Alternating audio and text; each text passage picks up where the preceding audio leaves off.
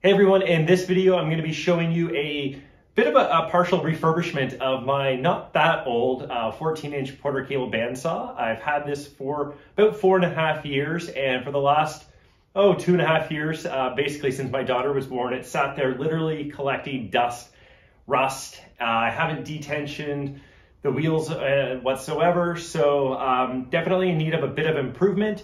And I'll walk you through some of the issues that I see up close, and then go through the process of cleaning this up and hopefully getting it looking and working just as it was when I got it home in the first place. So let's take a look up close and yeah. All right, so here is the 14-inch Porter cable bandsaw. Let's just check the model. So it is the PCB 330BS. Bought this at Lowe's, very good price. I think I paid around $400 Canadian, brand new, so not too bad, but it has been neglected pretty heavily for the last 2.5 years. You'll see webs, dust everywhere. You'll see a lot of rust on the cast iron top. I broke the zero clearance insert. I use zero clearance in quotes. It's not anywhere close to zero clearance, but broke this and never really replaced it.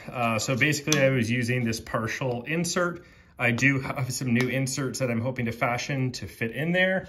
Just to show you a few other things. So again, just lots of dust, lots of rust. Well, not rust here. Rust is only on the cast iron. You see some of the webs up there. So I'll do a thorough vacuum and get the compressor going to blow some air. In here, not so bad in here. And this is where I have cables and manuals. The mobile base is a little disgusting as well, so I'll do a little bit of a cleanup there. And if we go to the back of the saw, I think it's just more of the same. So yeah, just lots of dust on here. Dust collection is really one of my focuses this year, so I got the dust extractor. We're gonna get a new filter bag for the dust collector. I did not detension this, so this doesn't have a quick release, so I don't typically detension it. But I should. So this has basically been tensioned for 2.5 years with the blade that's in there. So I know that's not great for the health of the bandsaw, or the health of the blade or the wheels. So again, just more dust. So nothing too bad, nothing that I don't think can be undone. When I did boot this up maybe 6 months ago just to do a quick cut, it did work fine. So I don't think any of this is necessarily negatively impacting function all that much, but definitely want to get it cleaned up. And to do so, we have a few tools here. So in this box, I have microfiber cloths from Amazon. I have some files that I may need. Got some shop cloths. I have some Evapo Rust. So I've used this before in a few things, and it generally works pretty well. So I'm going to try this on the bandsaw. I've got some Slip It compound, which both prevents against sawdust as well as inhibits rust and corrosion, attracts less dust, easy to stir. So yeah, so we'll see how that works. I use this on the table saw, and I've been pretty happy with it. I have it on hand, so I don't have any paste wax, so I'm going to use this. And we also have some PowerTech inserts. So these are zero clearance inserts for a Delta bandsaw, but the measurements seem to be pretty close to what I need here. So we're going to see if we can fashion these into a functioning zero clearance insert that will truly be zero clearance. And the 5-pack wasn't too expensive on Amazon, and I could basically have a few different ones depending on the blade that I'm using. So these are the tools that I'm planning on using, and I'll also be using the shop vac to do a quick cleanup. I'll be using the air compressor to do a little more, and I'll probably find some sort of like wet wipes or something to wipe it down as well. But I'm going to back this out into the driveway so we can do a little bit of cleanup using compressed air and the shop vac. Okay, so we have it wheeled out. I am going to be using the compressed air to blow some of the dust off. I'm going to be using the vacuum to suck up some of the spider webs, and I'm going to be using a damp rag to wipe down the majority of the machine. And then we'll talk about the top separately. But I'll also be taking off the blade just to make it easier to clean everything and clean out the inside. So I'll fast forward through all this and enjoy watching.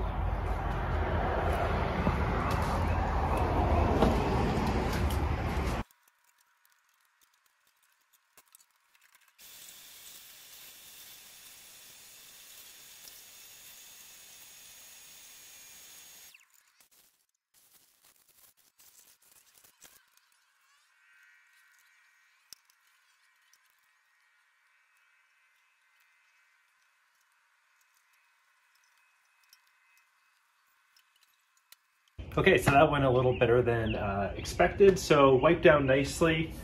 A lot of the dust is off. There's still a little bit under here that I'll deal with.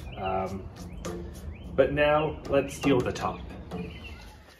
Okay, so now we're back inside and looking at my new inserts, it looks like they're actually going to be a really nice fit. The only difference being that there's this little pin in there. So the Porter cable ones, and hopefully this shows up on camera, I'll put this behind it, they have that cutout, whereas the ones that are made for the Delta have kind of the opposite.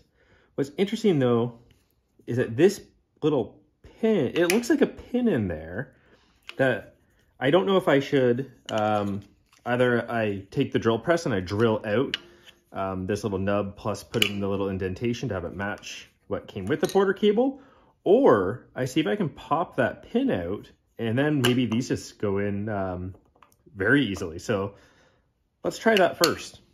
I was trying with a hammer and it wasn't very easy. I think I can actually pivot the cast iron and see if that's easier.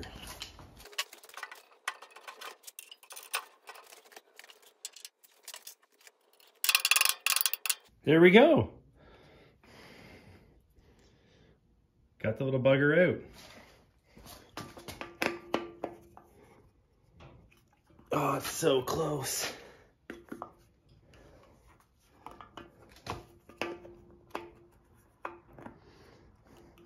I feel like I might just have to take the disc sander and just do a little bit of an edge.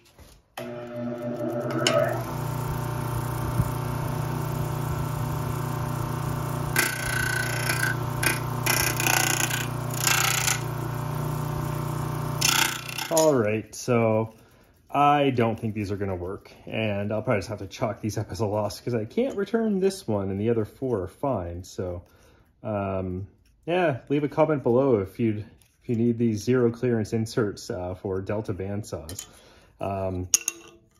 Anyways, yeah, so I think that the issue, and I was able to get it down so that it would, and I tried putting it upside down, so like you see right there, that does fit, and it's not too difficult to get it there. I did remove the key just to basically sacrifice this one and see if I could get it to fit properly.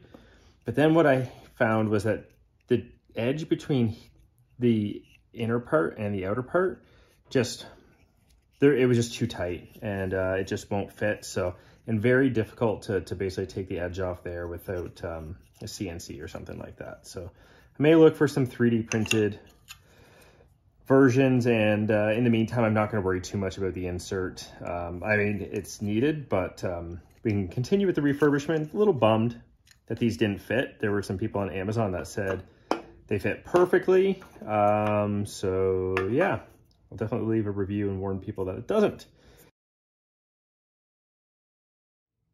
Okay, so I don't have any steel wool. Otherwise, I use some 00 steel wool to start. And actually, I think some people have refurbished cast iron solely by using mineral spirits and steel wool. So I'm definitely going about it in a little different way, but that's okay. Look at all the stuff that's coming off. Again, just a mix of dust and rust and all that nasty stuff.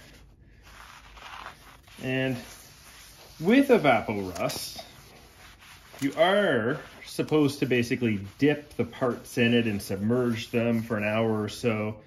I don't have that luxury with a cast iron top. I was thinking about putting like a plastic edge around it and pouring some on. Then I have to deal with the center and all the cracks and all that kind of stuff. Not worth it. So what I'm going to try first is really just kind of putting it on a cloth, rubbing it on and seeing how that works. Like, is it just something where just a couple of times over the next few days, do I just come out and rub it down? Or do I even dampen one of these cloths and essentially lay it out like this for an hour or so and then come back and see if I can just wipe it up with that. So anyways, I'm going to grab the evapo-rust and a fresh cloth and we'll see what we can do. Okay, so we have our evapo-rust here. So I've used this a few times with really good results. Actually dropped and cracked the last container that I had. So this is a new container. So this is non-toxic, safe to use, so you can use your bare hands. So let's not worry too much about that. And so let's, first of all, let's just put a little bit on a cloth. And now let's just pick the worst rust spot, just start rubbing it.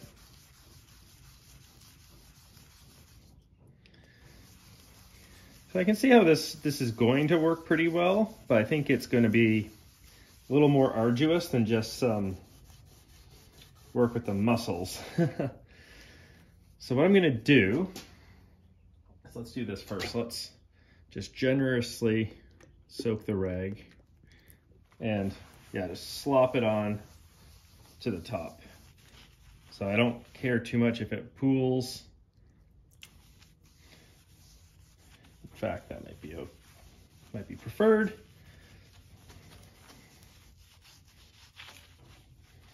So there, so we've got a pretty liberal amount on here. Just make sure it's all coated. And yeah, so I'm just gonna pause this and come back in 20 minutes or so and see if we can wipe it down and see what the result is. Okay, so had a little bit of a screw up on the video when I was wiping it down, but the evapor rust worked pretty well. You'll still see a bit of staining on here, but like this, there's no rust. The rust is all gone, and with the evapor rust, it does say no rubbing required. I did not find that to be the case, so I put a very liberal amount as shown on video on there. Then I'm very impatient, so 15 minutes later, I wiped it all down and just got some muscle into it and found that probably got rid of half the rust. So then I did it another 2 times where I poured on the evapor rust, probably used about that much out of the container, left it on for 15-20 minutes and then just thoroughly wiped it down, and I'm thrilled. So like, I'm super happy with what we have here. And before we get to putting the anti-rust coating on it, I want to show one thing. So I know I was getting a little frustrated with these inserts before, and I thought, okay, well, let's just test the fit of the outer diameter. And what I found was, again, the pin being out, so these actually fit.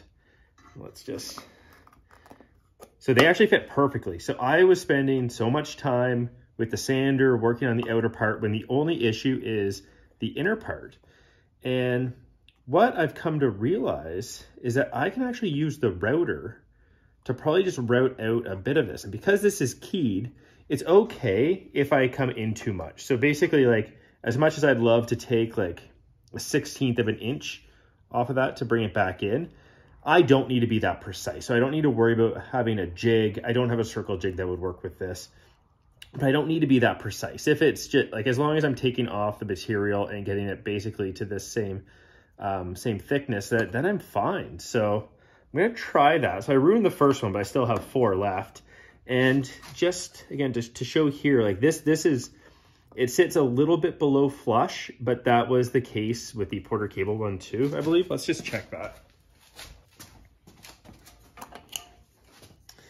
Yeah, so with the Porter cable one, oh gosh, yeah. So actually the Porter cable one, so the one that came with the saw itself, actually sits lower than what this will. So I think that's a really good idea. Now holding this down and routing it is going to be a little bit of work. And just to show you my thinking, it'd be great if I could just do it on here, but I'm not going to with metal. So basically I just need to get this bit, I'm not going to be taking off much, but then just kind of do like a bit of a zip around the outer part, although it'll probably be more of like a very careful little bit at a time. And then I think this will fit. So I think this is going to work and actually fit better than the Porter cable one. So let's put on the slip it coating and then I'll worry about this in a few minutes. Okay, so I'll be using Slip It. It's a sliding compound that I use for my table saw. It's probably not the perfect coating on this, but it is non-toxic, inhibits rust and corrosion, attracts less dust, really everything that I want to do. Yeah, so let's put a coat on. So I'm just using a shop towel to do this. Let's just see if there are any instructions. Oh, stir, apply by brush, cloth, or hand. Well, there's not really much to stir. So this is generally what I do. It's just rub on. Bit of a coat. It's quite slippery.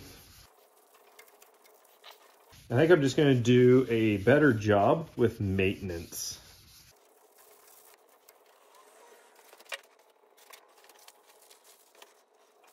Okay, so we've got the Slip It compound on there, and I think all that we have left is to work on the insert, and then we'll get a blade in and cut the insert and go from there. And I'm super happy with it. This does not look pretty on the bottom, but what I did was basically put down some double-sided tape, which held this extremely well. I then also taped around it, but that wouldn't have been necessary. I think just doing this would have been sufficient. And I then took a straight bit, so actually a spiral bit, and you'll see all the remnants of the plastic on there, and just went around and cut the inner circle to the depth, the same depth, or actually slightly deeper than the outer circle. And what you'll find, this double-sided tape is amazing. It is super clean on the outside, super nasty on the bottom, but because this is a keyed insert, it's not such a big deal. So now I'm going to show you what this looks like in the bandsaw, and spoiler, it's good. Okay, so I'm super happy with this. Let's check it out. So it just goes down perfectly. And as I showed earlier in the video, this is actually more flush with the cast iron than the Porter Cable OEM part. And just by doing that on the bottom, I got it to fit. So with the router out and double-sided tape out, I'll probably just do this to the other other three inserts that I have, and then just throw them in here just so that they're ready to go whenever I break one. I am so happy with that. I was getting pretty frustrated earlier. All right, so now we've got our insert. So now it's gonna be time to get the blade in and then figure out how to get the insert cut. I assume that we just kind of like slide it in, maybe on a piece of wood. So we'll set this on a piece of wood, slide it in and put it down. But yeah, I'll get the blade in, and then we'll come back and check that out. Okay, so actually I am going to show you how I routed one of these. I'm pretty proud of this. So just as I was batching out these other few, I thought I'd give you a little look. So all I'm doing is taking double-sided tape and sticking that on the workbench, sticking the insert on that, which holds really well. Like, this is very difficult to pull up. I actually have to use the screwdriver to pry it up. And the first few times I did tape it down even more, but then I felt more comfortable doing this because I get better line of sight. And then all I do is I've got my bit set to the depth of the outer ring, and hold on, safety equipment.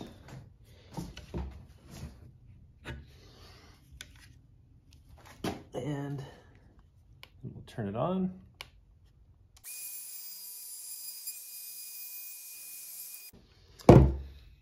Okay, so that one went a little wonkier than the other three that I've done. But yeah, got a nice cutout on the bottom, and that will fit perfectly well in the bandsaw. So very happy with this technique.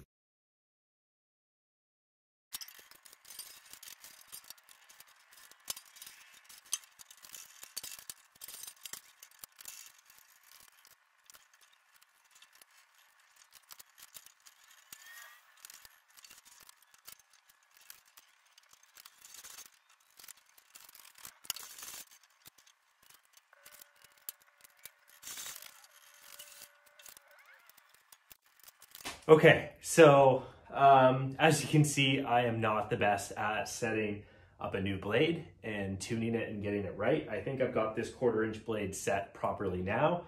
I'm not going to be doing a video on how to tune your bandsaw anytime soon, but yeah, I think we're good. So what I'm going to do is I'm just going to turn it on, test it, make sure that the blade doesn't come off. And then what we'll do is we'll get a piece of wood and we'll put the insert on it to cut the zero clearance. And then I think it's a wrap. So let's do that.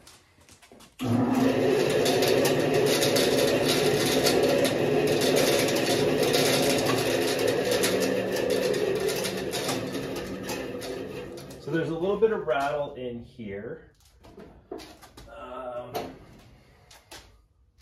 Let's unplug it first.